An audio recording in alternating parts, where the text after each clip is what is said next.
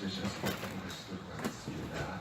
베드로후서 3장 18절 말씀입니다.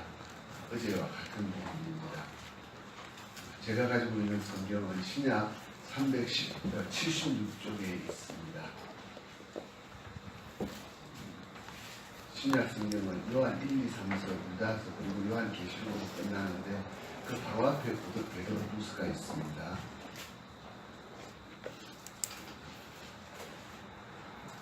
베드로후서 3장 18절 말씀입니다.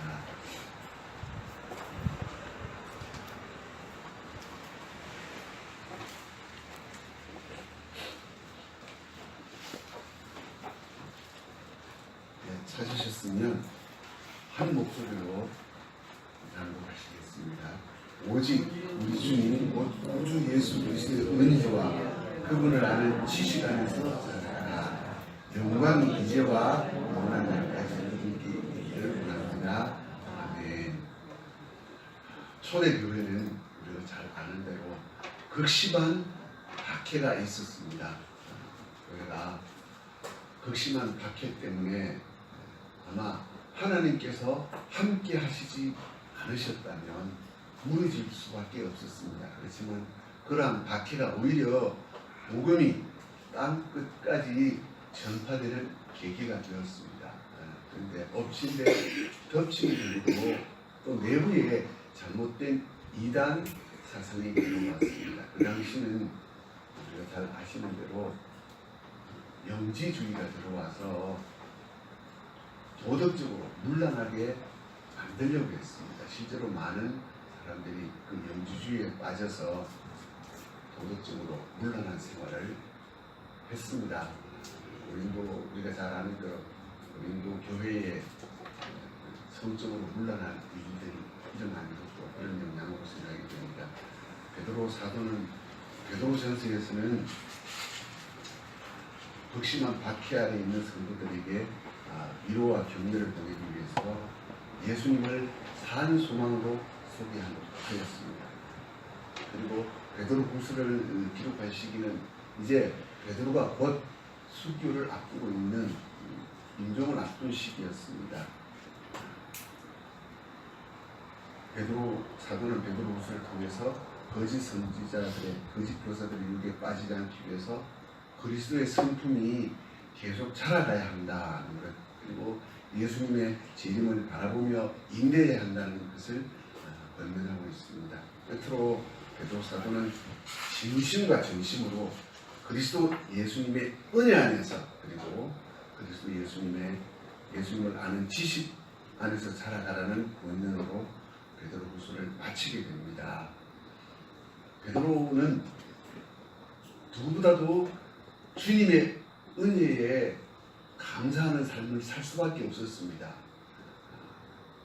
예수님을 모른다고 3번이나 부인했지 않습니까? 근데 3번째 부인하는 순간 예수님과 눈빛이 마주쳤습니다. 아마 그것이 베드로를 돌아설 수 있게 하는 힘이 되지 않았느냐 하는 생각을 하게 됩니다. 그 눈빛 속에서 베드로는 자기의 그 비겁한 모습을 품으시는 예수님의 은혜를 발견하지 않았나 이렇게 생각합니다. 우리 성경에는 은혜라는 단어가 오늘 구절이 275절이나 된다고 합니다. 물론 이것은 개역 성경을 기준으로 한 것입니다만 우리 성경에도 아마 크게 차이가 나지 않을 것입니다. 세상은 인본주의 시각으로 역사를 바라봅니다. 그렇지만 성경은 이 인류의 역사가 하나님께서 계획하시고 섭리하시는 세상을 구원하시는 구속의 역사임을 가르치고 있습니다. 그리고 하나님의 이 구속 역사를 한마디로 함축해서 표현한다면 은혜입니다. 하나님께서는 인간에게 생명의 명령을 주셨습니다. 하나님께서 만드신 이 우주 만물을 다스리는 하나님의 권세를 계속 누릴 수 있는 기회로 은혜의 말씀을 주셨는데, 그게 바로 우리가 잘 아는 대로 그 동산의 나무에서 나는 모든 것을 자유롭게 네가 먹을 수 있으나 선과 악을 알게 하는 나무의 열매는 먹지 마라. 네가 거기서 나는 것을 먹는 날에는 반드시 죽을 것이다. 아주 간단한 명령이었습니다. 그렇지만 아담은 그 하나, 선과 악을 알게 하는 나무의 열매를 먹었고, 그 결과 죄와 사막에 온 인류가 매여 살게 되었습니다. 인류 역사는 이처럼 죄로 인한 진노와 사망에서 출발했습니다. 그렇지만 하나님의 공의 때문에 인간은 죄에 매여서 멸망하는 것이 너무나 당연하지만,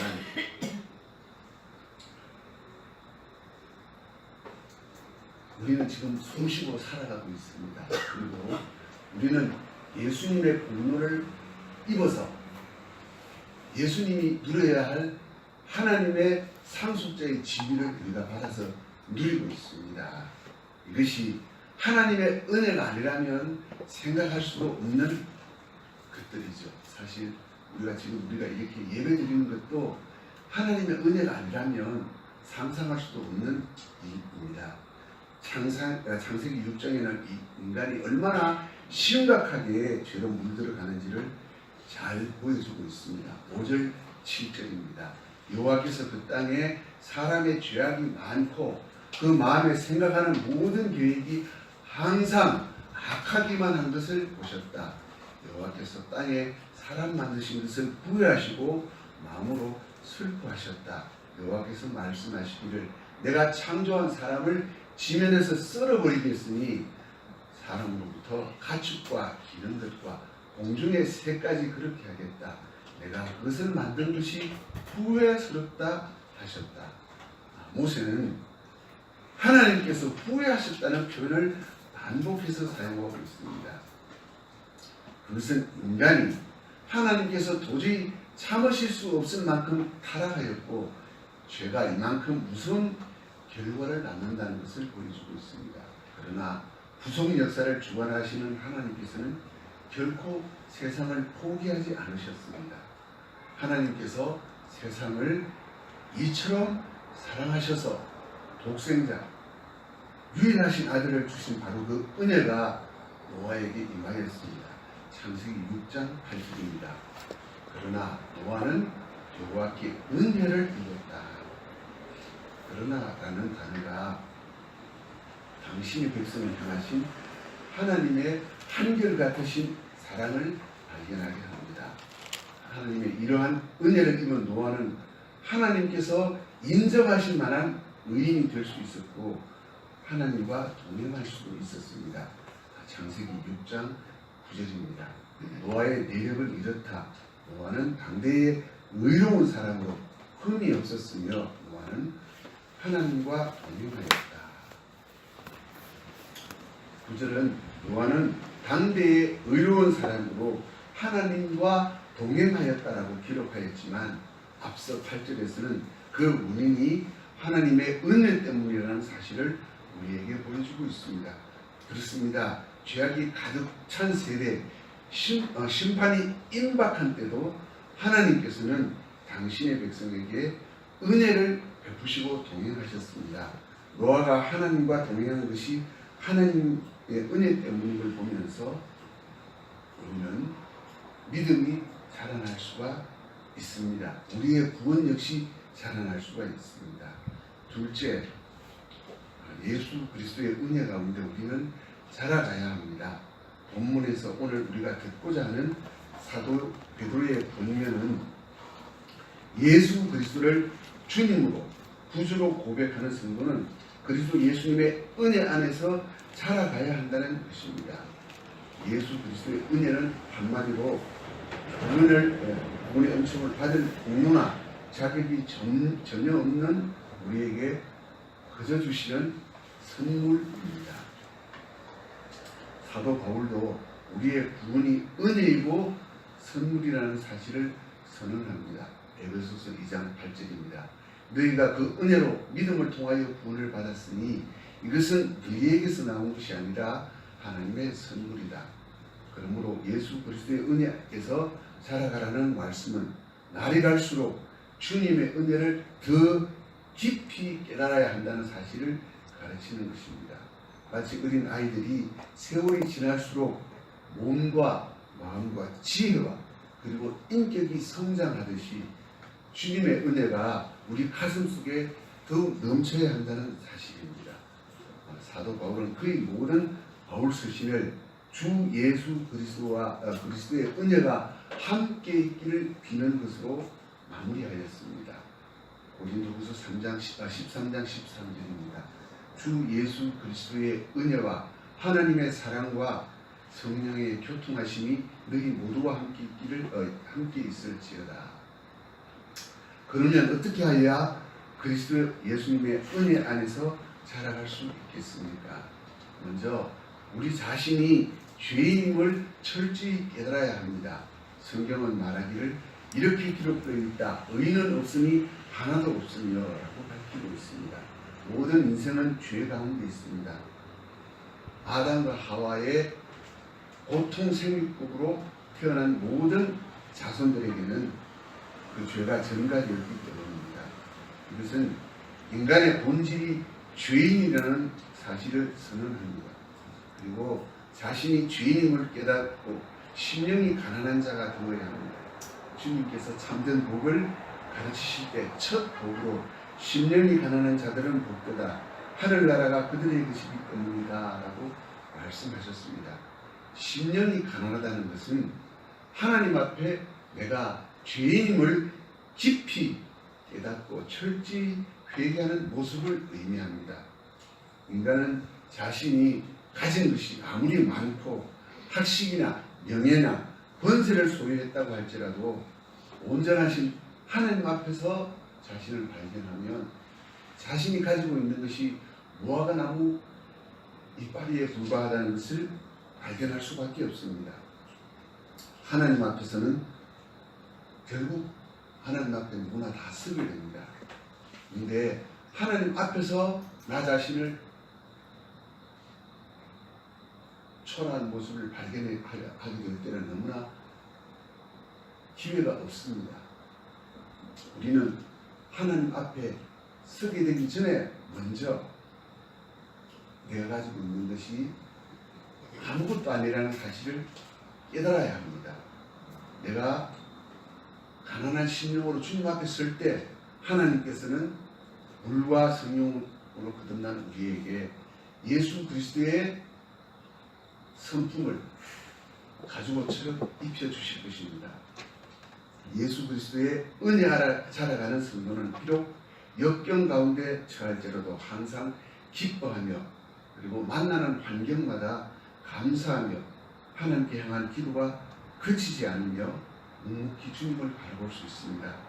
그리고 예수 그리스도의 은혜 안에 살아가는 성도는 순탄 대로를 걸어가면서도 결코 자신을 자랑하지 않습니다. 오히려 모든 것이 하나님의 은혜임을 알고 고백하며 살게 됩니다. 고린도전서 15장 10절입니다. 그러나 내가 지금의 나 된 것은 하나님의 은혜로 된 것이라.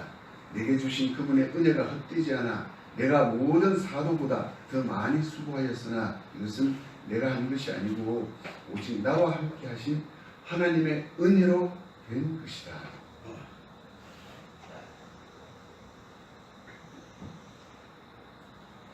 마지막으로 받은 은혜에 감사하며 은혜에 합당한 삶을 살아야 그리스도 예수님의 은혜 안에서 계속 살아갈 수 있다는 사실을 기억해야 합니다. 은혜는 그저 값을 요구하지 않고 주어지는 것이지만 성령 안에서 은혜 받은 성도에게는 성령님께서 자원하는 마음을 주셔서 주님의 기쁘신 뜻을 준행하게 하십니다. 네, 빌립보서 2장 13절 말씀입니다. 제가 빌립보서 2장 13절 말씀을 함께 찾아서 성도님들께 읽어드리겠습니다. 빌립보서 2장 13절입니다. 너희 안에서 행하시는 분은 하나님이시므로 그분의 기쁘신 뜻을 위하여 너희로 자원하여 행하게 하신다. 예, 하나님의 뜻이 하늘에서 이루어진 것 같이 이 땅에서 은혜 안에 거하는 성도들을 통해서 이루어가게 하시는 것이 하나님의 방법입니다. 부활하신 그리스도를 통하여 은혜를 체험한 바울은 자신의 전 생애를 복음을 위해 아낌없이 헌신할 수 있었습니다. 그리고 교회가 타락해서 도저히 하나님께서 용서할 수 없을 정도가 되었을 때 마르틴 루터와 요한 칼빈을 통해서, 그리고 요한 칼빈과 마르틴 루터는 오직 은혜를 외치면서 종교 개혁을 위해서 온몸을 바칠 수 있었습니다. 이처럼 하나님의 나라는 그리스도 예수님의 은혜에 감격하여 자신의 삶을 조금도 아까워하지 않는 성도들에 의해서 확장되어 나갑니다.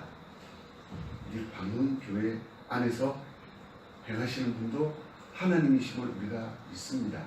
하나님께서 그분의 기쁘신 뜻을 위해서 우리가 자원하는 마음으로 봉사하게 합니다. 그리고 우리가 준행하게 하시는 자원하는 마음으로 준행하도록 하시는 많은 일들이 앞으로도 있을 것입니다. 그리고 우리의 힘에 지나도록 하는 역사도 있을 것입니다.